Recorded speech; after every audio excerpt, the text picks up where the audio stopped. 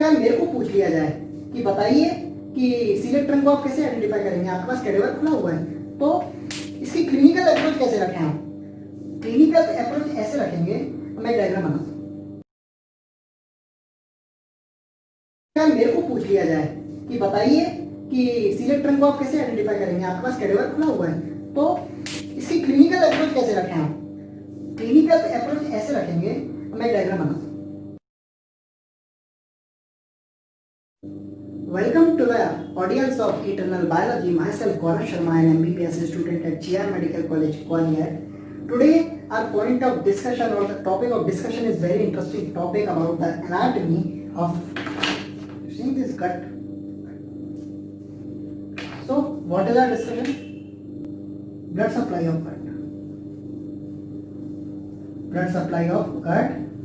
Set how your tummy or your gut or your pate receives oxygenated blood by the pumping heart. Very interesting topic. So basically, before discussing the blood supply of gut, we need to know how the gut is divided. Gut को हमने कैसे divide कर रखा है? There is division of gut.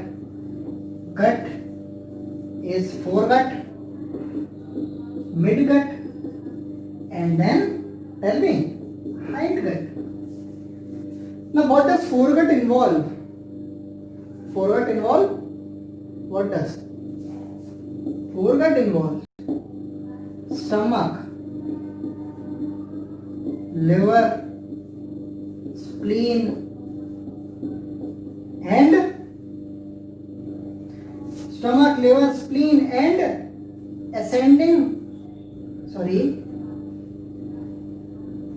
upper part of duodenum. Upper part of duodenum. अब upper part of duodenum क्या है? What is upper part of duodenum? So it is basically the point up to the origin of bile duct in duodenum. Means at the point of major duodenal papilla, I think.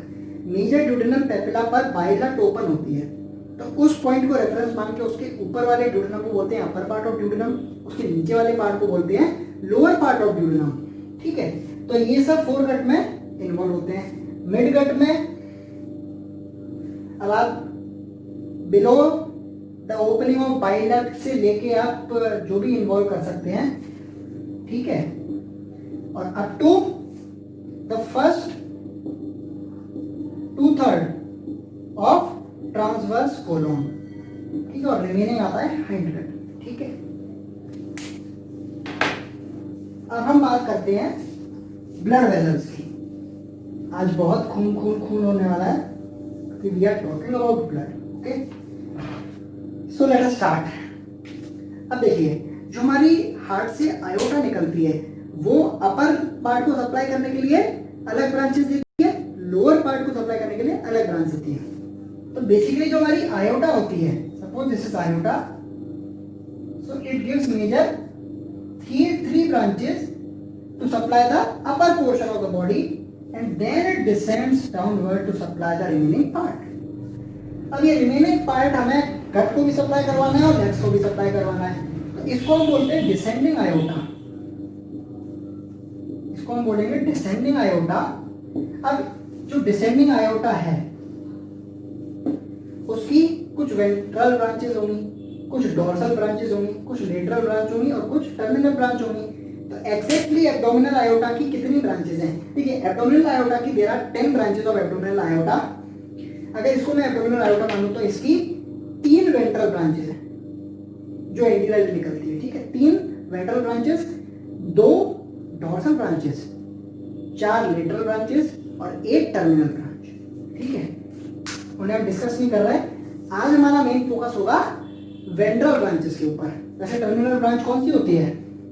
Comment में बताइए, जरूर बताइए. Please tell me the terminal branch of abdominal aorta. So there is a question mark. Now what are the ventral branches? The first branch is celiac trunk, which is basically the artery of foregut.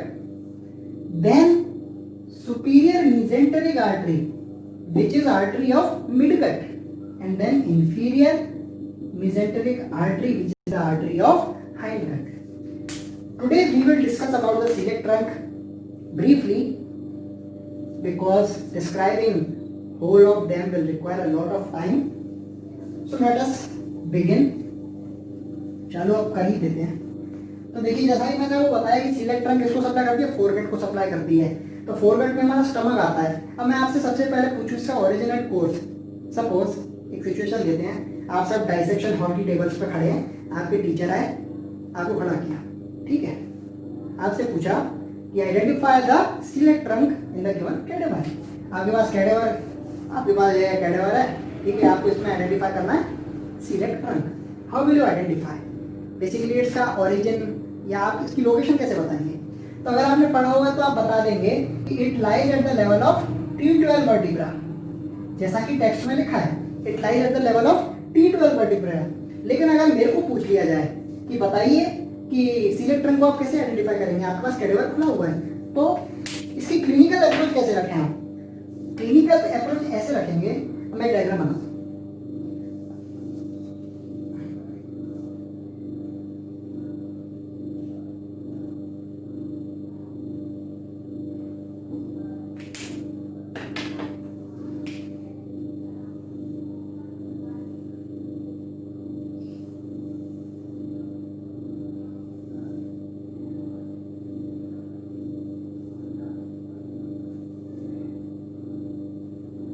Okay, चलिए, अब आपको काफी हद तक समझ में आया होगा मैंने बनाया क्या है. ये समझ में नहीं आ रहा होगा शायद आपको. देखिए, ये तो आपको पता चल गया लोअर पार्ट ऑफ इसोफेगस है, ये लेसर कर्वेचर, ग्रेटर कर्वेचर, यहाँ से ड्यूडेनम चल रहा है और इधर आई हमारी पैंक्रियास. ठीक है, बहुत बढ़िया. ये है हमारा oesophageal hiatus of diaphragm. Oesophageal hiatus of diaphragm clinically कैसे कोरिलेट करेंगे? ये है हमारा aortic diaphragm of aortic hiatus of diaphragm. Aortic hiatus of diaphragm. Okay, aortic diaphragm से क्या, एओटिक हाइटस से क्या निकलेगी? Abdominal iota. ठीक है, और ये क्या हमारा upper border of pyloric part of stomach. Here comes the midway between the aortic hiatus and upper border of pylorus lies the celiac trunk, and this is not actually at the level of T12 vertebrae. It lies between the disc of T12 and L1 vertebra. ये T12 vertebra है, ये L1 vertebra है, इसके mid में लाई करता है, somewhere around the midpoint of T12 and L1 vertebra. But for simpler terms we can say that T12 vertebra. तो अगर आप ये बोलोगे तो क्या इम्पैक्ट पड़ेगा, और अगर ऐसे बोलोगे तो क्या इम्पैक्ट पड़ेगा, आपको समझ आ रहा है. ठीक है, अब बात करते हैं, हमने ये बात कर ली, अब इसके रिलेशंस की बात कर लें. रिलेशंस इसके, तो देखिए, सबसे पहले मैं आपको ये बता दूं एक कॉन्सेप्ट कि बॉडी के सबसे पोस्टीरियर मोस्ट, पोस्टीरियर से पोस्टीरियर क्या होगा हमारा? वर्टिब्रा. ठीक है, वर्टिब्रल कॉलम होगा. वर्टिब्रल कॉलम के आगे हमारी मेजर ब्लड वेसल्स होती हैं, जैसे आयोटा. ठीक है, इसके आगे होता है हमारा लेसर सैक और लेसर ओमेंटम.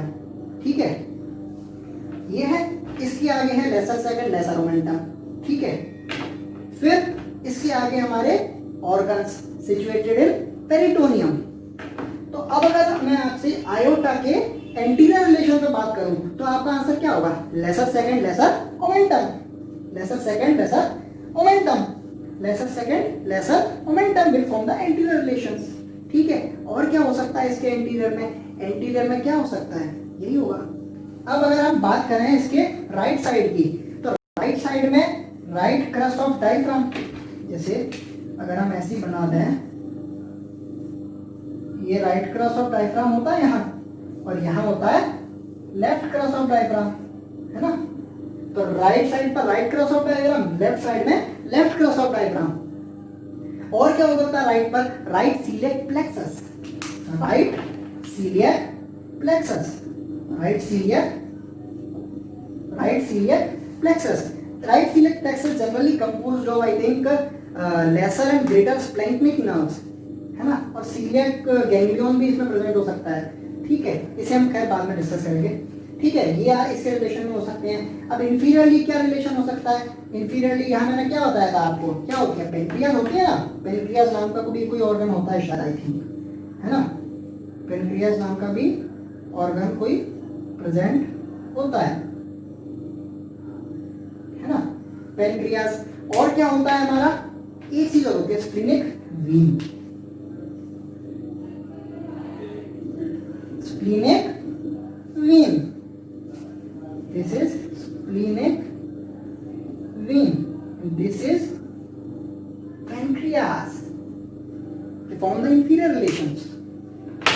अब और क्या बात कर सकते हैं हम, अब बात कर लेते हैं इसकी ब्रांचेस की, which are the most important topic of our discussion is the discussion of branches of celiac trunk. Okay, so let us discuss them. बहुत ही conceptual way है, कहीं छोड़ के जाइएगा मत, आपको हेल्प भी करेगा। एक सिंपल सा डायग्राम बना देता हूं मैं,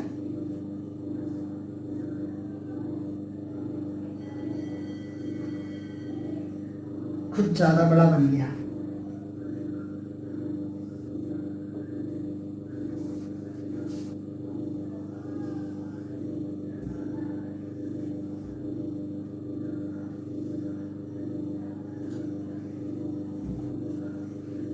ठीक है।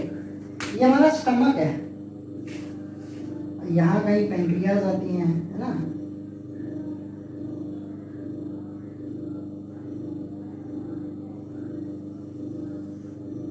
इस तरह से, है ना, ये हमारी पेनक्रियाज है, यहाँ हमारी स्प्लीन होती है, ये हमारी स्प्लीन है, इससे टच होती है, रफ डायग्राम है। अब क्या बना है, बस बहुत है ना, एक लेवल और बचा है,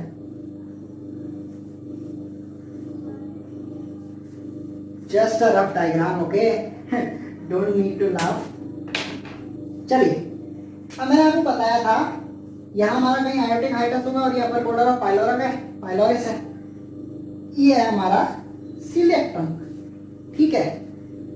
सीलियक ट्रंक हमने बना दिया। अब इसकी जो मेजर 3 ब्रांचेस होती हैं वो कौन कौन सी होती हैं? पहली होती है लेफ्ट गैस्ट्रिक आर्टरी, दूसरी होती है टॉर्चुअस स्प्लीनिक आर्टरी, नाम नहीं है, स्प्लीनिक आर्टरी का कैरेक्टर है that it is tortuous splenic artery, and third one is common hepatic artery.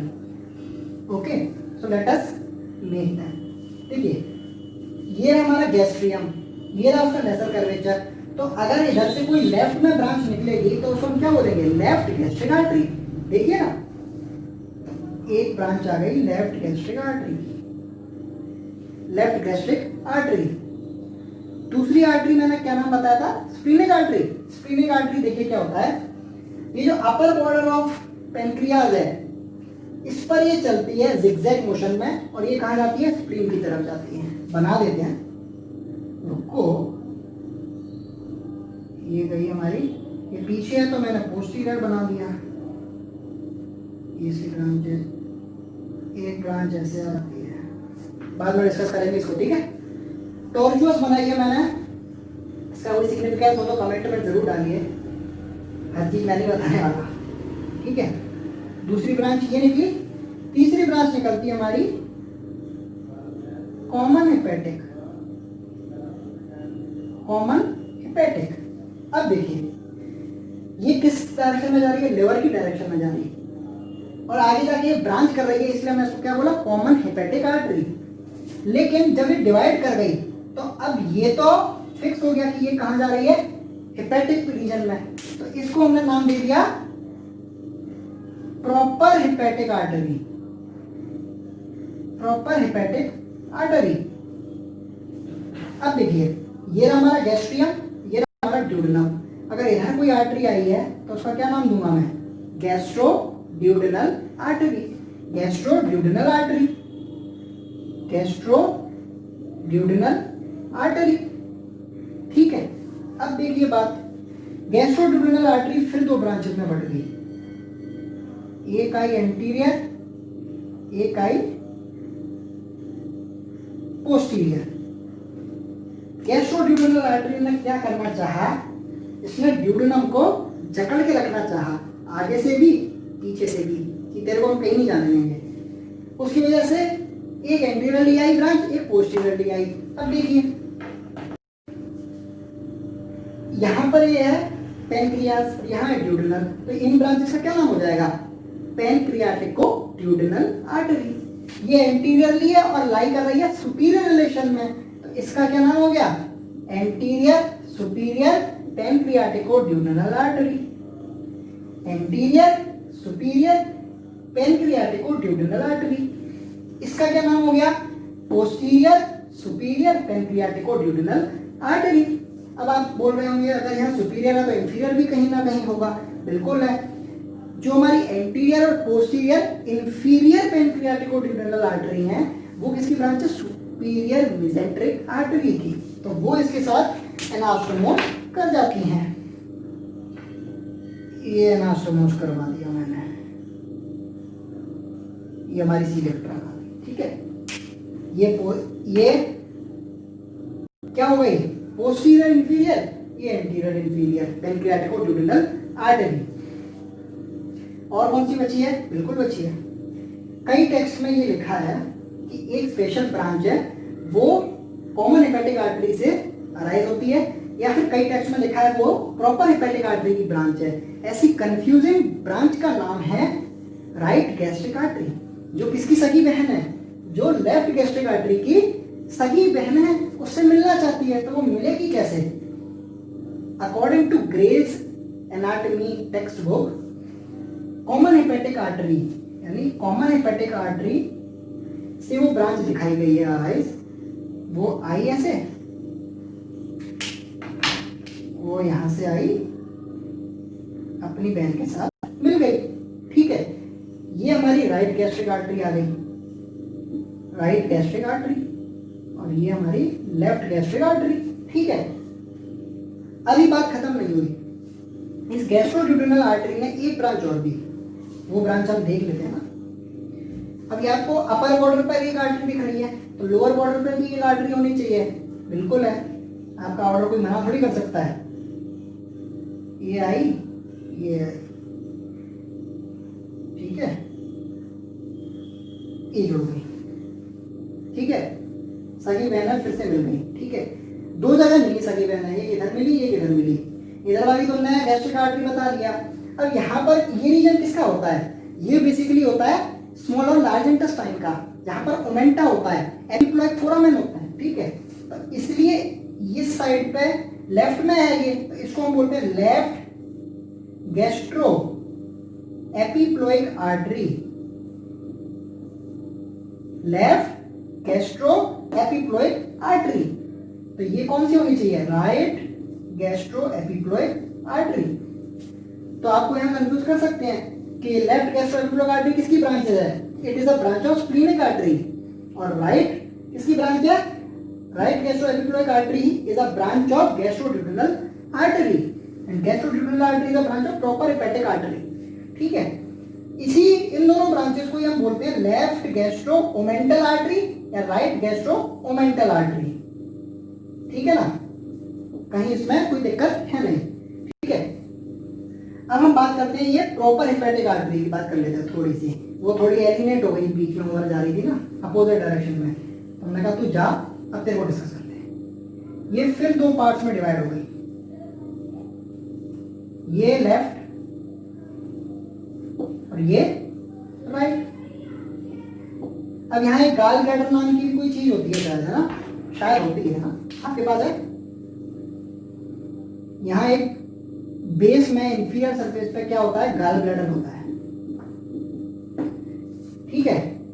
Bile gall bladder की डक्ट को हम क्या बोलते हैं, सिस्टिक डक्ट, तो उसको जो आर्टरी सप्लाई कर रही होगी उसको क्या बोलेंगे, cystic artery. So the right branch of right hepatic artery, basically proper hepatic artery की जो दो लेफ्ट और राइट ब्रांचेस हुई थी उन्हें हम बोलते हैं लेफ्ट हेपेटिक आर्टरी और right hepatic artery. So the cystic artery which supplies the gallbladder is a branch of right hepatic artery. Right hepatic artery ने ये दे दी blood supply, known as cystic artery. hepatic artery is a branch of right hepatic artery. As simple as that. ये हमने क्या cover कर लिया? Blood supply of stomach, spleen, a bit of head of pancreas, upper portion of duodenum, gallbladder and liver, which is being supplied by the celiac trunk as the ventral branch of descending abdominal aorta, and hence the lecture is over. Next lectures में हम discuss करेंगे superior mesenteric, inferior mesenteric. तब तक के लिए stay tuned. और अगर video पसंद आया हो, गलती से अगर पसंद आ गया हो तो लाइक करिएगा, शेयर कीजिएगा, कमेंट जरूर करिएगा. ठीक है, सब्सक्राइब तो कर लेना, या उसको भी कहने की जरूरत पड़ेगी. ठीक है, सब्सक्राइब कर लीजिए और पढ़िए इसको. कोई भी डाउट आए कमेंट्स में लिखिए, डीएम कर सकते हैं इंस्टाग्राम पे मेरे को, है ना. लिंक डिस्क्रिप्शन में दे दूंगा मैं. और तब तक के लिए स्टे सेफ, स्टे हेल्दी.